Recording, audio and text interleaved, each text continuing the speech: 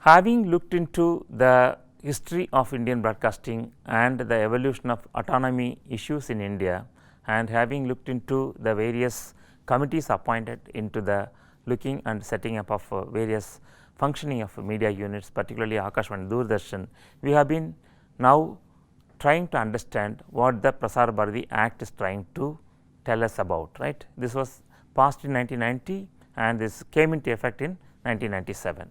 So, the main objectives of the Prasar Bharati Act was that to uphold the unity and integrity of the country and the values enshrined in the constitution. So, the first mandate was to uphold the unity and integrity as enshrined in the Constitution of India.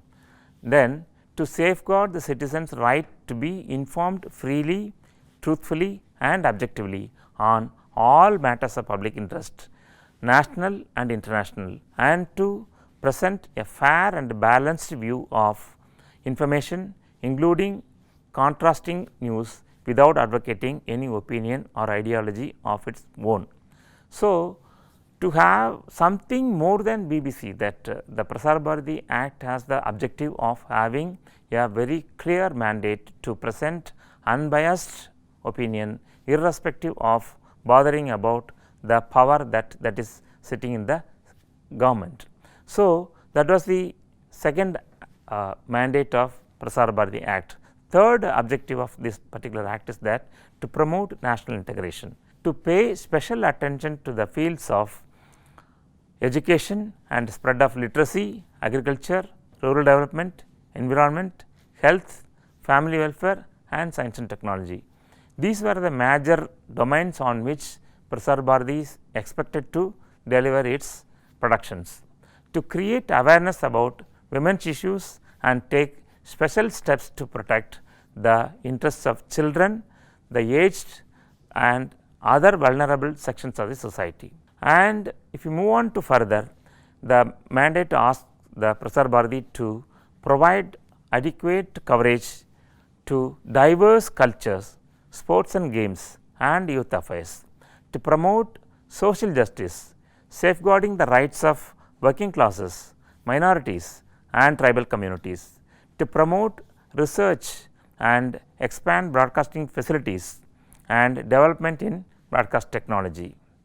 And so, with these major mandate, the Act has expected the broadcast Prasar Bharati to deliver it to its audiences. In the Indian situation, the objective of a communication policy must be to awaken the people, inform, mobilize and educate them to the democratic citizens, ensure equity and equality of opportunity, safeguard national values, preserve both unity and accepted national goals. So, the public service broadcasting was expected to deliver a mandate so that the people are getting benefited from the broadcast. And this particular act is extendable throughout India. And the corporation shall be a body corporate common in seal with the power to acquire, hold and dispose of property both movable and immovable. And the corporation says that the Act says that the headquarters of the corporation shall be in New Delhi. Act further says that the corporation can be controlled through a 3-tier system. Though it is called an autonomous broadcasting corporation, it is controlled by a 3-tier system: the Broadcasting Council, the Parliamentary Committee and the Central Government. So, at 3 levels: the Parliamentary Committee, the Broadcasting Council and the Central Government. These 3 agencies, three institutions will control the public broadcasting facility for the benefit of the human being. So, in one section called 23 of the Act, which says that the central government can issue instruction to the corporation to make or not to make a particular broadcast whenever such an instruction is called for in the interest of security, sovereignty, unity and integrity of India. The corporation was also made answerable to the Parliament. Being a public funded institution, the corporation is expected to be accountable and answerable to the questions raised in the Parliament by the members of the Parliament. If you want to know about the powers and functions, then there is one section called section 12 of the Act, which lays down the powers and functions of the corporation. The corporation is to ensure the public good and is to keep the interest of the citizens in mind while discharging its functions. While proposing or programming, while planning the program or executing the program, it has to think about the people, not about the masters and the governors. And the Act was amended a few times to accommodate some of the views and some of the developments advanced in the media sector. With the amendments to the Prasar Bharati Act 1990, some changes were brought in. These changes include the abolition of the 22-member parliamentary committee, and it was to oversee the working of Autonomous Broadcasting Corporation of India. And another significant amendment that was made in the Prasar Bharati Act 1990 was that the scrapping of the Broadcasting Council also, which was to hear the complaints relating to the Prasar Bharati. If you look at the Prasar Bharati, how it was created or how the assets were transferred from Government of India to Prasar Bharati, you will be surprised to note that what happened during the transfer. Actually, in the presidential ordinance, the assets of Doordarshan and All India Radio estimated to the worth of $550 billion of public money are being transferred to the Prasar Bharati on a perpetual lease of a token rupee of 1 per annum, instead of treating the assets as capital provided by the government to the Prasar Bharati. This was done because the criticism that capital can be converted into equity by a future government, thus retaining control of Prasar Bharati. This is one of the brilliant action of the then broadcasting minister, who thought that, not only minister, the entire parliament, they thought that the assets need not be completely transferred to the corporation as a capital, because the capital can always be converted into the equity, so that this can become a public limited company. They do not want to have such kind of facility. They want to have a permanent facility that needs to be the corporation can always be answerable to the parliament by paying rupee 1 as a perpetual annual fee. Section 12.5 and 12.2 have been amended. These also been amended. So, all members will have 6-year terms instead of 1/3 of them retiring every 2 years, but no member will be eligible for a second term. An amendment has also been introduced to remove the possibility of any foreign national becoming a member of the board. So, these are all the major amendments introduced to the Prasar Bharati Act in the later period. The power to supersede the board of Prasar Bharati on charges defined under the Act has been vested with the parliament and not with the president as provided in the Principal Act. Actually, the president was given the power to make amendments in the functioning of Prasar Bharati, but that has been moved to the parliament. This was one of the major change in that.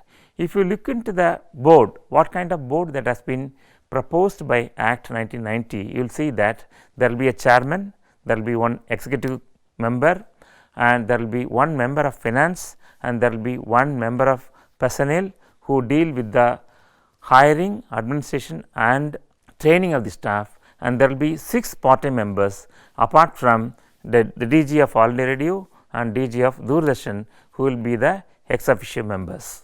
And how the appointment of chairman can be made has been very clearly defined in the Act. Appointment of chairman and the other members except the ex officio members, the nominate members and the elected members shall be appointed by the President of India on the recommendation of a committee constituted by the parliament. The chairman shall be a part-time member and shall hold office for a term of 6 years from the date on which he or she enters into the office. And the executive members, the member finance, the member personnel shall be the whole time members of the, and every such member shall hold office for a term of 6 years from the date on which he or she enters upon the office until he or she attains the age of 62 years, whichever is earlier.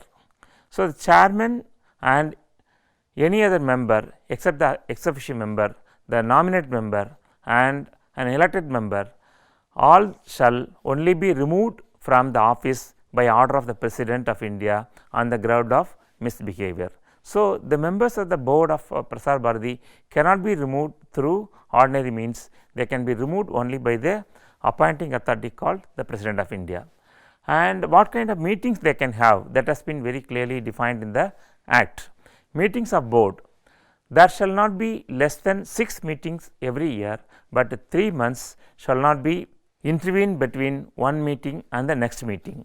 A member shall be deemed to have vacated the office if he or she absents himself or herself for 3 consecutive meetings of the board without the leave of the chairman.